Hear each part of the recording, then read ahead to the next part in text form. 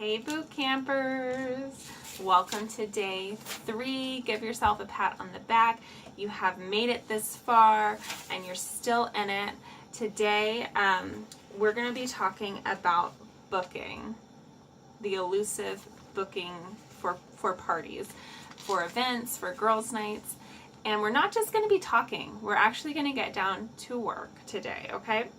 So what I want you to do today is create a short list of 10 potential hostesses that you would want to request that they book with you, okay? So that's your first action item, is to sit down, make a list, or what I call a short list, which is just writing out 10 potential hostesses. And how would you find these people? The first place I would look is my virtual office and look at who's ordered from me in the past year, however long you've been with Posh. So going through and looking at your customers, okay, obviously, that would be my first resource. Then if you still haven't gotten to 10 people at that point, then you can look at your past hostesses. Who hasn't hosted for you in the last 6 months to a year, and maybe they're ready to host another party. If you're brand new or if you are relaunching your business, you want to check in with your friends and family, just like we all did at the beginning of this journey. And it's okay to ask for help and say, I'm relaunching my business, I'm doing a boot camp training this month, and I would love to do a party for you. Will you be a hostess for me? There's that. So that's first action item. Sit down, write your dream team list or your hostess list, okay? Then when you then before you even reach out to somebody, I want to go over some tips that have helped me in actually securing some bookings, okay? The first thing is you want to make it personal.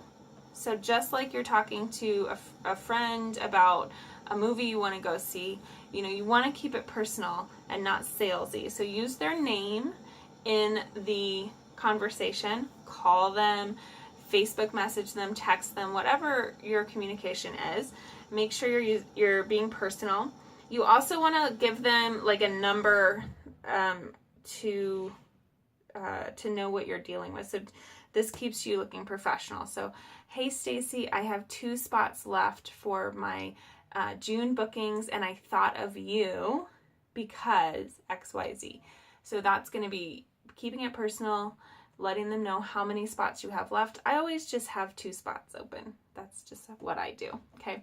So we've got our calendar here, right? So you've got your dates highlighted, because we did that yesterday, right? That you're willing to work. So you're a professional and you're prepared and you're ready. And then, again, you're going to be direct and you're going to say you've got these two spots open, and you thought of them. You want to keep it personal and let them know you've thought of them because XYZ. So reasons you might have thought of this person. Since I know you loved your samples, since I know you love Posh, since I know you've been stressed out lately and could use some pampering, since I know you love a good deal and our hostess program is amazing this month, whatever it is, keep it short and concise. So you don't want to give them too much information and write a bunch of stuff. Sometimes we get afraid that they're going to say no, and so we just write like every little detail about the party and the event, and that's like word vomit. And whenever I see something like that, I go, I will respond to that later, and it just never happens. It just kind of turns me off because it's like a lot. So keep it short, concise, a couple sentences. Once again, my example would be, hey Stacy, I have 2 spots left for June for booking my Posh Girls Nights, Facebook or in person. And I thought of you because I know you have been really stressed out lately by school ending, and I thought we could celebrate with a girls' night. What do you say, or how does that sound to you? You want to be direct at the end. Again, don't be afraid. A lot of times we'll say, let me know if you want to do that. But every time you write, let me know, it's not a professional thing to say. So what I started doing is whenever I caught myself saying, just let me know, I would delete it and I would say a direct question. How does that sound to you? What do you think about that? Do you want to know what dates I have? Whatever it is, it's like you want to be direct with those questions, not just let me know, because that's an easy out for you, right? You're kind of like not really asking, and it's also not going to get a response pretty much from them. Okay, so I think that's everything. One thing I do suggest with your pod squad is that if you're not sure about your wording or how you're coming across, work with each other before you send something to, a potential hostess. Send it to a pod squad member. You can, you guys hopefully are having like a group text discussion or a group Facebook message discussion. Post up with your pod squad so they can see and give you actual feedback. If one of your pod squad members sends you a request for a booking, be honest and ask yourself, is this something I would say yes to if this was like in the real world and I was getting a request to do a party for somebody or be a hostess? Is this something that would catch my attention, or is this something that comes across as spammy, too much information, overwhelming, or vague? Just kind of like, just let me know, that kind of thing. So use each other as filter, and a way to bounce information off of. For your action item for the team, for this actual thread, what I'd like for you to do is post a picture of your 10 hostesses and checking them off once you've reached out to them. This doesn't mean that they've all responded, but at least by today, you will have written 10 names down. You will have gotten your wording on how you're going to ask them to be a hostess for you and how you're going to go about that. And then you'll also have kind of chatted with your pod squad to bounce off ideas if you're not totally confident with the way you approach booking.